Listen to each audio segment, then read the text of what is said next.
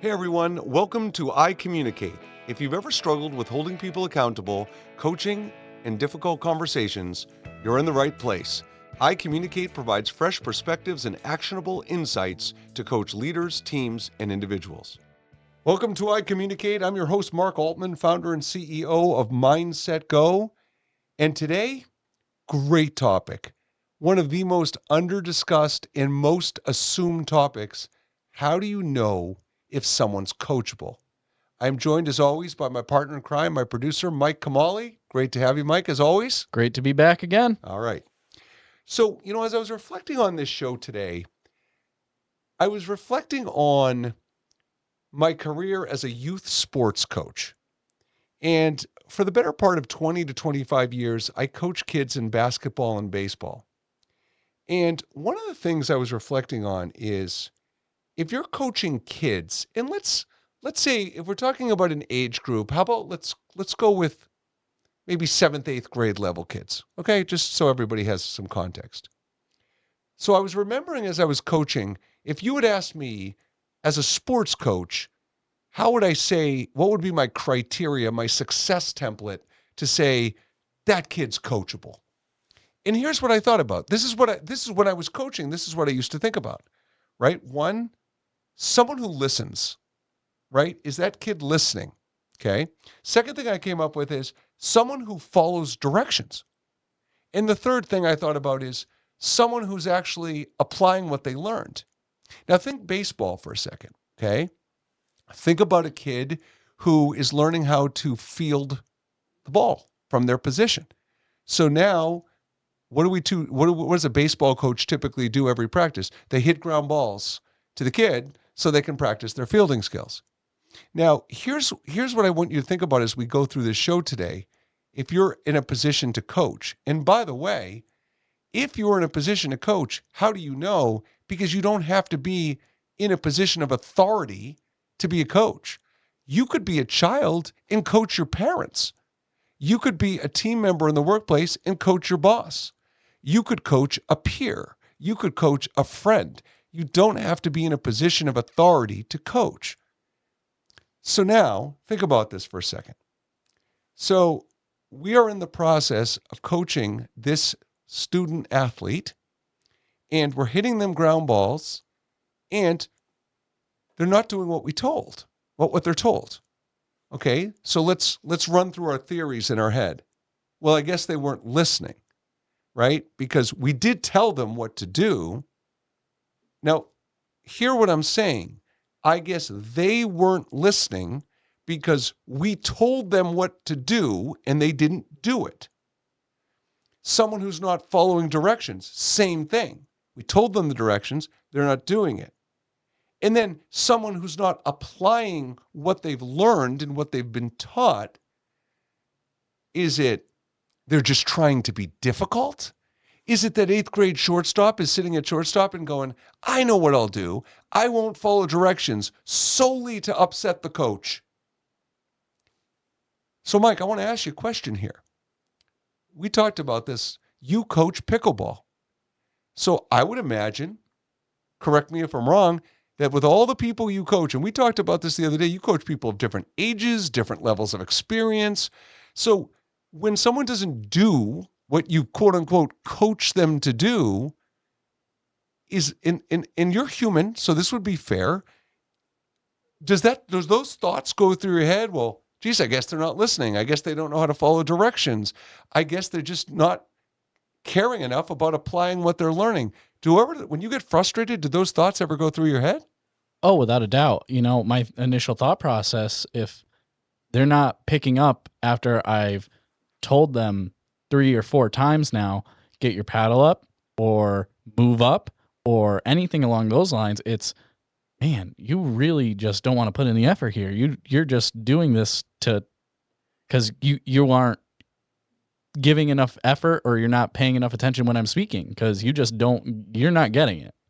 Right. And so this is important, right? Because, and I want to ask you one more question, Mike, before I make this point.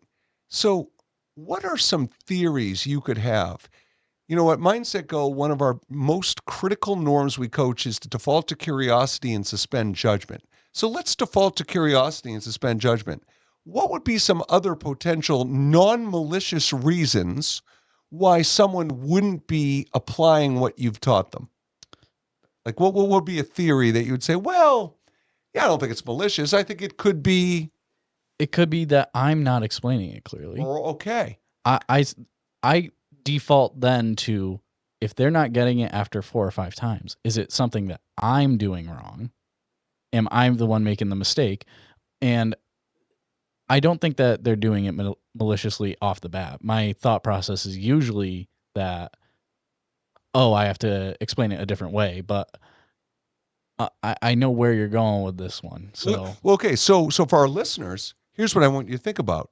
The reason I started with this anecdote is because if you listen to what I said, the person, this student athlete, isn't listening, isn't following directions, isn't applying what I'm learning. So as the coach, the implication is I've been amazing.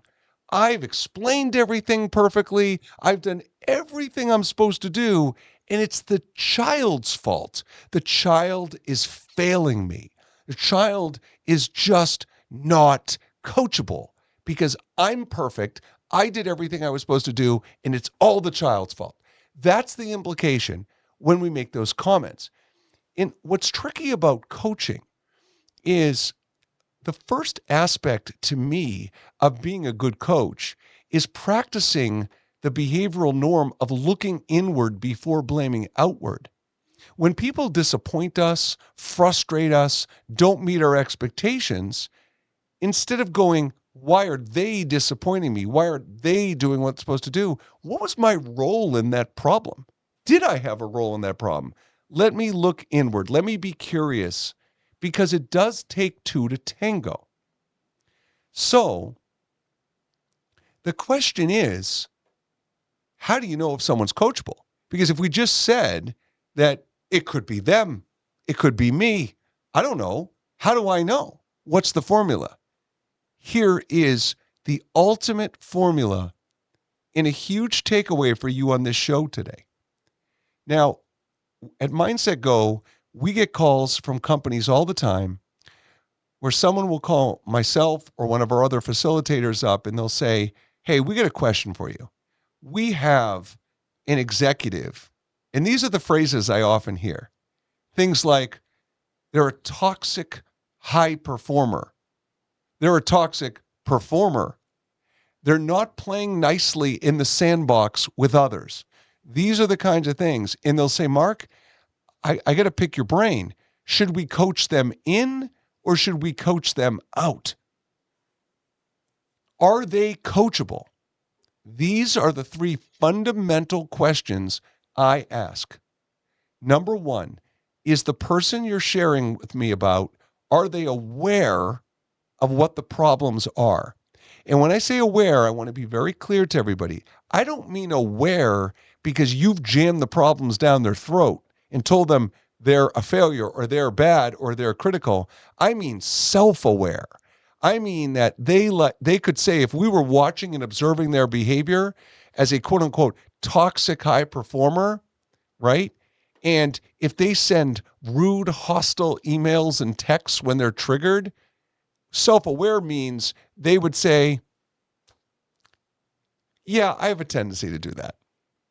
Yeah, I can do that. I can be reactive, right? That's what I mean by being self-aware. So question number 1 is, are they self-aware of what they're doing wrong? Okay. Question number 2, are they accountable? Are they willing to own it? And let me be clear to everybody. Just because someone's self-aware doesn't automatically mean they're accountable. So self-aware is they have awareness of what their behavioral tendencies are, what their thought patterns are. Accountable would be, I want to fix this. I can understand the impact this has. This isn't who I want to be. I own this. That's what accountable means. So are they aware? Are they accountable? And part 3 is, are they motivated to do it differently? right? So that is the success template to know if someone's coachable: aware, accountable, motivated. And here's what it comes down to. If you are the person that made that call to me and you said to me, even one of those three things is lacking, you got problems. You got a serious issue in your hand. And I'm going to tell you, the motivated piece, which I'm going to get to in a second, I would say, believe it or not, that can be salvageable. The aware and accountable thing, aware, I would say in order of salvageability, motivation 1, aware 2, accountability is the hardest. Because if people aren't willing to own their stuff, that's really where the hardest thing is.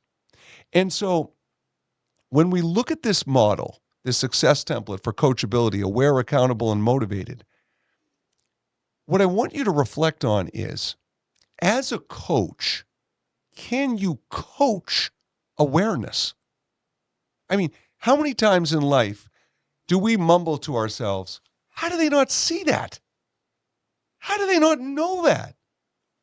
I mean, what's funny to me is, I think of the comment itself, how do you not see that? How do they not know that?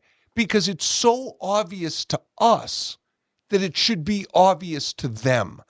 Again, that's the inference we're making. Can awareness be coached? Absolutely, yes. It's called blind spots. People have blind spots all the time. Mike, we've been meeting as a company. Everybody, our whole team has been in town this week. How often do you hear me use the expression in meetings? Now, I could have a blind spot here, right? How often do you hear me say that? It was in at least every meeting, and at least multiple times every meeting. And see, when I say that to my team or our facilitators say it or people we coach it, I'm going to tell everybody there's a strategy that I'm using when I do that. And it's the strategy, and it's borderline selfish. And the strategy is, it gives me a get out of jail free card, right? Because if I put an opinion or a perspective out there, I don't want the opinion or perspective to come across as a fact, because it isn't. It's a perspective. It's an opinion. So when I strongly convey a thought or a perspective, I want to give myself room to go, now I could be missing something. And by the way, Mike, when we do that, when we say, I may have a blind spot here, it also creates psychological safety for someone like you or any other team members to go, yeah, I think you may. And let me share what I think it may be, right? And notice again the word may. It's not absolute. It's a possibility that can exist. So how do you coach self-awareness? I can tell you. I can give you the formula right now. The way you coach self-awareness is you ask questions to help people recognize their blind spots. Look, Mike's been doing a lot of work for us. Let me give you an example. So and Mike, I want to get your thoughts on this in a moment. One of the things we have Mike doing right now is, as our marketing manager, he will do some video work for us. And one of the new things that he's doing is he's logging video. And for those of you who may not be familiar with that term, is you watch a video and you identify certain clips from the video you like. The logging piece is for the person who's performing the editing process for the video. If it's a 26-minute video, Mike would say, oh, from 3 minutes and 15 seconds to 3 minutes and 40 seconds, I like that clip. So then the editor can go right to the clips. That's what logging is. So as we're going through this process, I've been coaching Mike on certain techniques and how to be an effective logger. So in a conversation we had this afternoon, I said, hey, Mike, do you have a process that when you're submitting that final log that says, hey, I did this, this, this, so I know it's ready to submit? And so he's like, yeah, I don't. So I don't even know, like, that's a little bit of a blind spot because he doesn't have a system or process to do it. But that could be an example of a blind spot. He didn't even think like, oh, I should have a process here. I want our listeners to know that I am not exaggerating when I say this. I value self-awareness probably as high as any human skill. And part of the reason I value it so high is because You can't change a habit until you recognize the opportunity to change the habit. I bet on average, I recognize at least 3 blind spots a day. And I don't know what that says about me, but I don't see it as an insult. I don't see that as me being hard on myself. I like the fact that I can own my blind spots. I like the fact that I'm very hyper conscious of my blind spots. So, how do you coach blind spots? How do you coach increased awareness? You ask people open-ended, thought-provoking questions that help them recognize what they're missing, what they didn't consider. In corporate America, okay, and I shared this on a podcast a couple of years ago. I did some research on this. A human being makes on average 35,000 decisions a day. 35,000 decisions a day. And I've said that to a few people like, Mark, there's no way. There is. I actually did an experiment one morning where I tracked the amount of decisions I made in a 30-minute span. It's what I do next, what I look at, what am I going to eat, what am I going to drink, what am I going to wear, am I going to do this, I'm going to do that. All day, every day, we're making decisions. Every minute, we're making decisions. In corporate America, incorrect decisions are made every day. Why? Lots of reasons. One, because people haven't developed effective problem-solving skills. People haven't developed effective critical thinking skills. We coach in programs, we coach postmortems. We do an activity. We build a tool for companies called postmortems. We do programs, and one of my favorite programs we do is called Blameless Autopsy.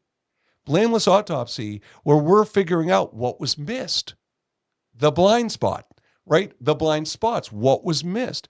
So if there's a lack of critical thinking and problem-solving skills, when people make decisions, there's blind spots. They don't think about certain things. They haven't taken things into consideration.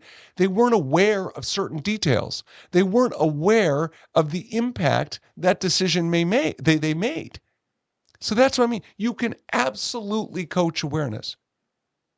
So the way you do it, what a coach does to know if someone's coachable, that if you start asking someone questions, thought-provoking, open-ended questions, and they're defensive, they're resistant, they're deflecting, they're fighting you, yeah, that's a good red flag to know that someone probably isn't coachable. As opposed to when you start asking those questions, someone says, yeah, that's a good point. I didn't think about that. Geez, you know what? When I do this process, I don't usually take that into consideration. So, and there's even a level of accountability there, right? So you can absolutely coach awareness. Accountability, you know, Mike, I'm going to, and feel no pressure here. You know, do you find there are certain aspects of your life, and I'm not looking for names, but there's certain aspects in your life, certain relationships where you may not feel comfortable being accountable, that being accountable may not be super easy for you in certain situations. So assuming you feel comfortable answering that question, what are your thoughts on that? I think there are scenarios where I would be apprehensive about taking accountability. Do I think that I wouldn't altogether? No, but it would give me pause and add more stress into maybe the task or the function or communication that I'm going to embark on. That's where I would have my reservations about it. I don't necessarily know if it would completely derail everything, but it would certainly give me pause. And what would be the fear? I love the word you used, apprehensive, because it's so human and so real. What would be the fear if, God forbid, in those specific situations, the fear would be, or fears would be? Yeah, there's a couple of fears that would probably play into it. It would be the fear of personal failure. It could be the fear of professional failure. And it could be the fear of just letting the opposing, or I don't want to say opposition, but the other party down. Those would be my biggest fears when I'm apprehensive towards taking accountability for things. Yeah, great answer. And, you know, so much of being a great coach is facilitating psychological safety, which is creating space for people to speak their truth without consequence. And if you're accountable and you own your stuff, there can be consequences for that. And they're very wide ranging. So if you were accountable at past times in your life, let's say when you were a kid, when you did admit your mistakes and you got punished, you got yelled at, you were made to feel less than, boy, I don't know that I would want to relive that experience. There were consequences to that. In your last job, maybe when you were accountable, you got certain responsibilities taken away from you that you really enjoyed. Maybe there was some kind of consequence where your boss gave you the cold shoulder for a week because you owned the mistake. And this is real, everybody. And I have to tell you that, again, the whole premise of looking inward before blaming outward is understanding that when people aren't aware, is it because they're trying to be difficult? Or is it they have blind spots? If people aren't accountable, is it they just don't value taking responsibility? Or are there some fears there that are real due to basic past life experiences? So you can see that when I talk about, before we even get to motivated, when we talk about those three pieces of coachability, it's not black and white. And when I say if they're not aware, accountable, or motivated, bye-bye, they're gone. That's not fair, because the reason they may lack aware, accountable, motivated isn't necessarily black and white. And I talked about this on a previous podcast. If you're coaching someone and you've had 3 conversations with them and they're still not, quote unquote, listening, following directions, applying what they're learning, well, guess what? I would love to listen to your coaching conversations, because you may not be a great coach. You may not set clear expectations. You may not be surfacing what the barriers and obstacles that are in the way of why they're not aware, accountable, and motivated. Because if you're not a profound question asker, if you don't excel at listening to understand and not reply, then how could you improve their self-awareness if you're not, if it's you talking, if it's your agenda, and if you're not asking the right questions? So it's not black and white. It's you have a role in it, they have a role in it. And the first aspect of knowing someone's coachable is you looking in the mirror and evaluating your ability to coach. And so if I watched you, if you said, Mark, I'm a great coach, if I watched you, what would I see you doing that would say, oh, God, my God, you really are a great coach? Or if you don't think you're a good coach, my intention wouldn't be to beat you up. I would ask you the same question. Why are you being so hard on yourself? Why are you saying you're not a good coach? Either way, we need a success template for it. But if you can't be personally accountable, if you're not self-aware of where you're missing as a coach, if you're not motivated to do better, then where does the problem really lie? Now, last piece of this before we shift gears is the motivation. So motivation is something, and I've been talking to a lot of our clients about this recently. I strongly believe you can inspire motivation. So Mike, tell me if you can relate to this, okay?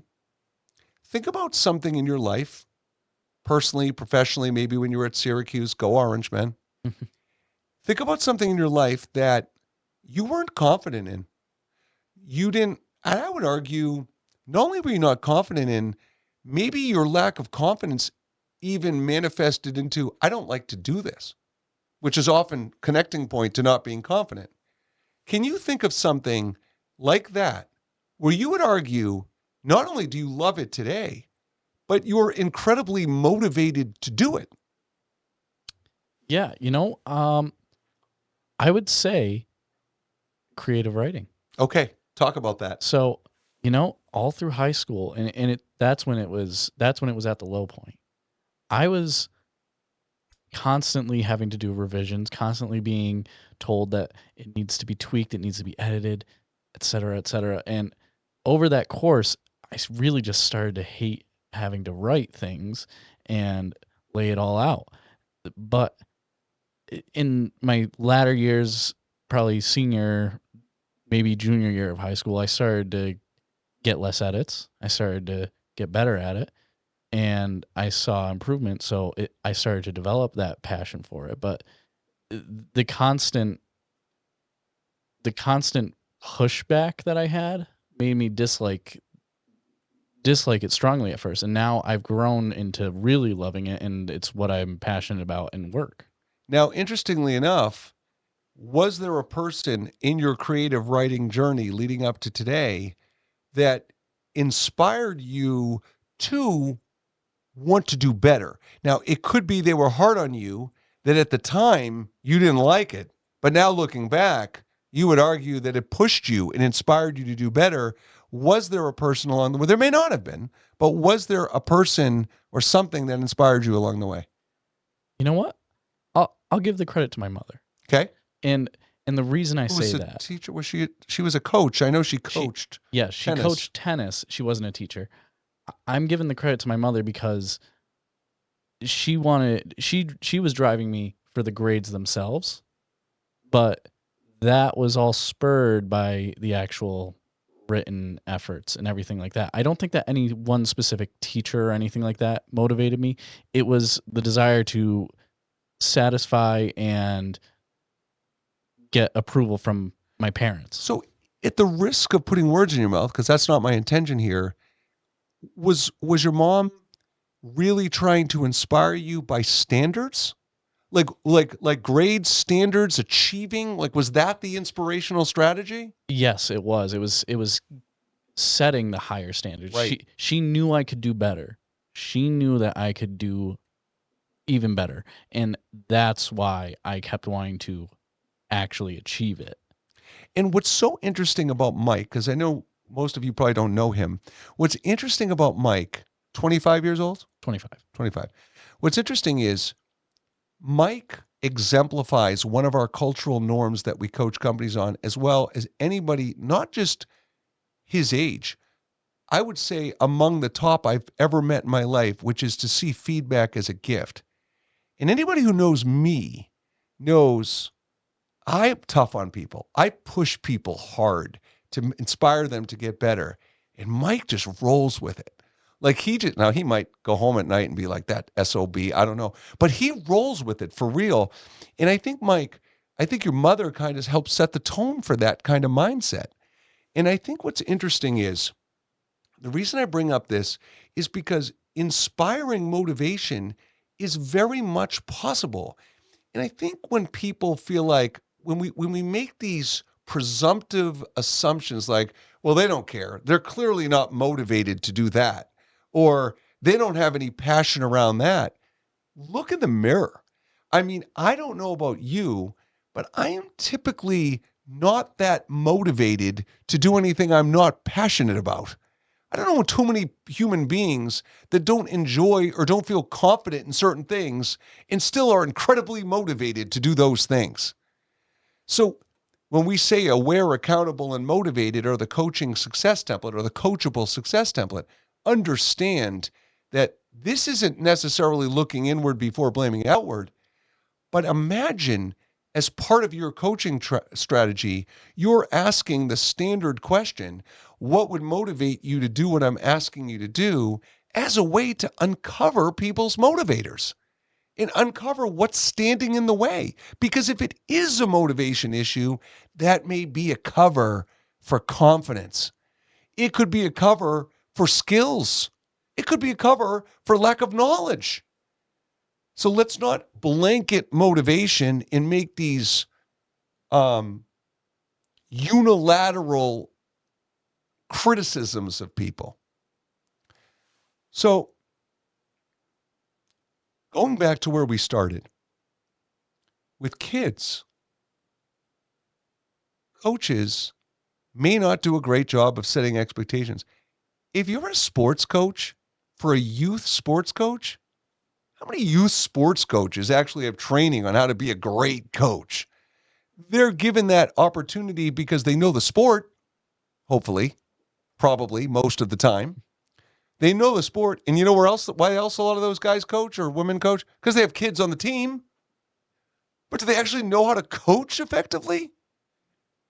I mean, every parent who has had their kids in any extracurricular activity, sports, music, theater, arts, anything, doesn't matter. Think about this for a minute. If your son or daughter played for a coach, at the end of that season, could you look in the mirror? Could you say to yourself, my kid's improved? My kid's developed under that coach. I know. I'm going to take pickleball lessons from Mike. And when I take pickleball lessons, I should be able to say, I've gotten better. But remember now, when I say I should be able to say, that responsibility lies on both of us, right? Mike being a good coach and me taking the time to practice and apply what I've learned. So this is really important that most youth sports coaches don't know how to coach. And by the way, you know one other criteria? And this is huge. You know why other reasons parents become youth sports coaches? Because they played themselves. Big whoop. You know something? We see it in corporate America all the time. People who are really good at their job, who are long tenured employees at the company, who are very loyal. Oh my God, let's do right by them. We should promote them into a leadership role. Okay. Why? They don't have any experience being a leader. What? And then, of course, you hear, well, how are they going to learn? Okay, fair. And how about we give them the requisite skills and knowledge before they get in that role so they're set up for success? So you get the analogy, right, Mike? If you played sports and now you're coaching, it means you can play it. It doesn't mean you can coach it. And the same thing in leadership. Now, you've heard me talk about in this show you've heard me use the term fears and barriers. And the last thing I want to cover on this show today is I want to talk about a concept that we use in coaching all the time called fake problem, real problem, and root cause. And when I think about coaching someone, the first thing I think about is if I have to coach someone on something, that implies that they are disappointing, frustrating, or not meeting the expectations of, you ready for this, themselves, their peers, their boss, the company, something. That's why I have to coach them in the first place. And if you're buying into the premise that most people aren't malicious and don't disappoint, frustrate on purpose, then the implication is if I have to coach them, what's in the way of them doing what we all want them to do? So I want to make sure I'm solving the real problem. I want to make sure I'm understanding the barriers that are in the way, not the surface level problem, right? So if Mike is doing a video log and he misses some details, well, that's a fake problem. That's a surface level problem. The real problem is there's no process. We need a process.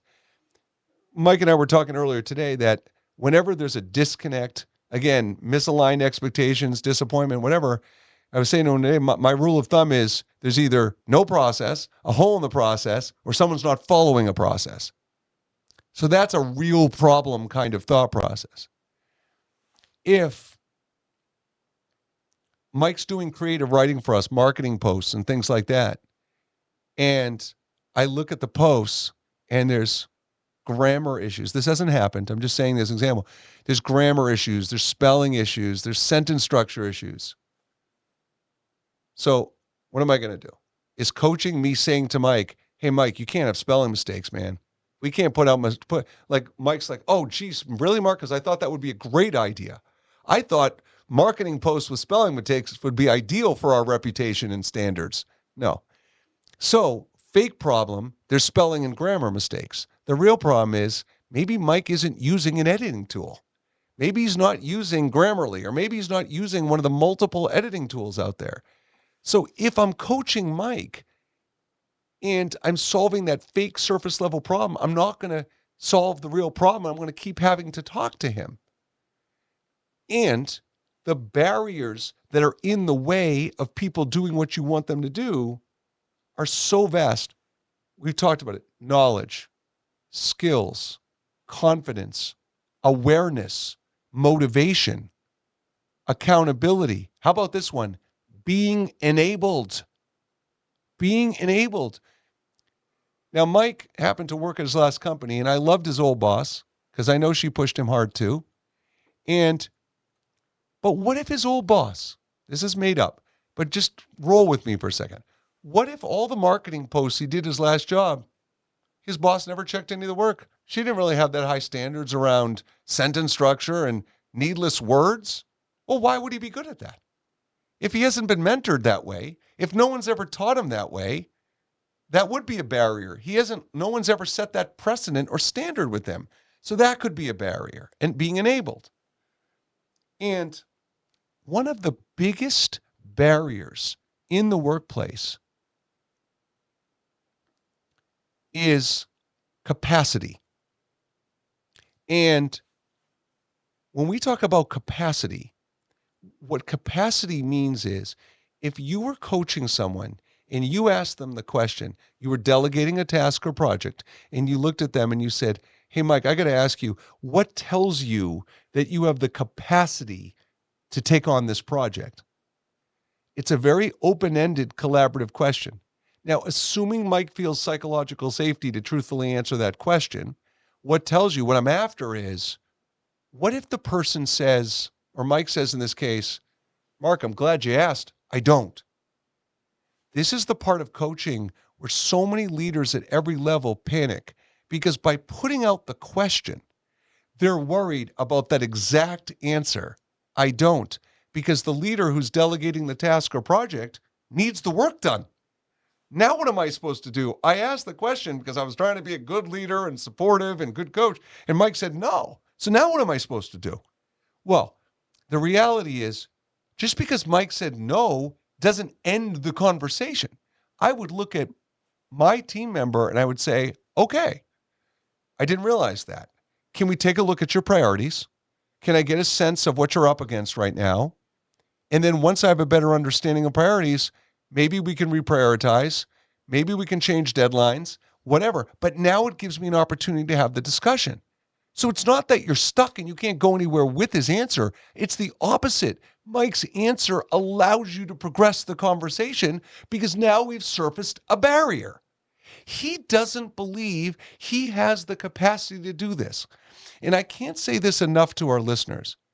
Your opinion as a leader doesn't matter. If Mike tells you he doesn't have the capacity to do it, and you as the leader are mumbling to yourself in your head, you're going, oh, you have plenty of time. You have the capacity. That's what you're saying. By the way, you may be right. You may be right. He may have plenty of time. But guess what? If Mike lacks time management skills, if he doesn't know how to organize his work effectively, he may not be at overcapacity, but because of his lack of skills and awareness, he may. So it's not malicious when people say they don't have the capacity. They're not trying to automatically get out of work. They're not trying to shirk their responsibility. It could be there's barriers and fears in the way. By the way, fear, what if Mike's answer, I don't have the capacity, what if the truth behind that is because if he took that on, he thinks he'd suck at it. So now if he thinks he'd suck at it, maybe he's making an excuse because he doesn't want to admit he would suck at it or thinks he would suck at it. These all connect to fears and barriers. So play this out in summary. What tells you have the capacity to take it on? I don't. Great. This is an opportunity to reprioritize. And then after you reprioritize, you discover your worst fear. He has plenty of time on his hands, right? And I'm going to make it harder for the leader. not only does he have plenty of time on his hands, but let's take it even a step further. He's awesome at organization. He's awesome at prioritization. He's doing everything well. And you find out it is just an excuse.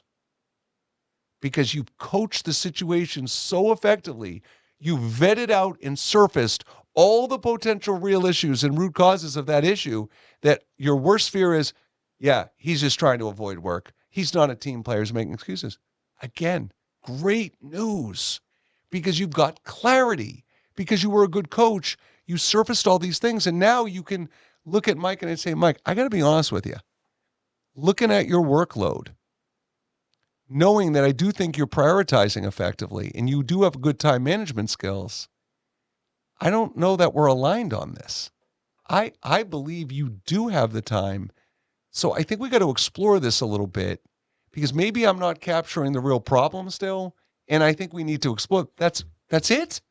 Then you just continue to have the courageous conversation. It doesn't end the topic. And if you are not asking questions like, what would motivate you to do what I'm asking you to do? What tells you that you have the capacity to take this on? And you're not asking those questions because you're worried about the answers. Let me tell you, that's a fake problem. Because if you're not asking questions because you're worried about the answers, what you're really saying is, worried about the answers is a fake problem. Knowing how to handle those answers is the real problem. So this fears and barriers thing is real.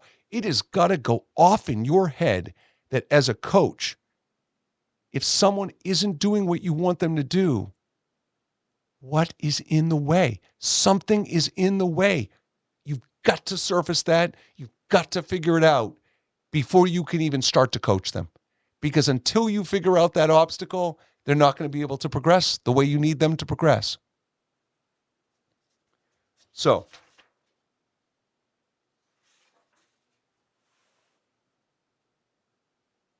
final thought for today is,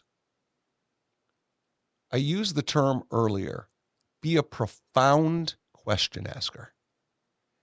What's the success template for being a profound question asker? Making sure you are consistently asking open-ended, thought-provoking, layered questions. And I will leave you with this thought about coaching and coachability for today. When I start coaching new clients, one of the first questions I ask them is, have you coached before? Let's say they say yes. My next question is, what was your experience like with that coach? Because I'm trying to understand not only what their experience was, what they're walking in with expectation-wise in this experience. So when they share the experience, I'm looking for two things. What did you love about what the other coach did?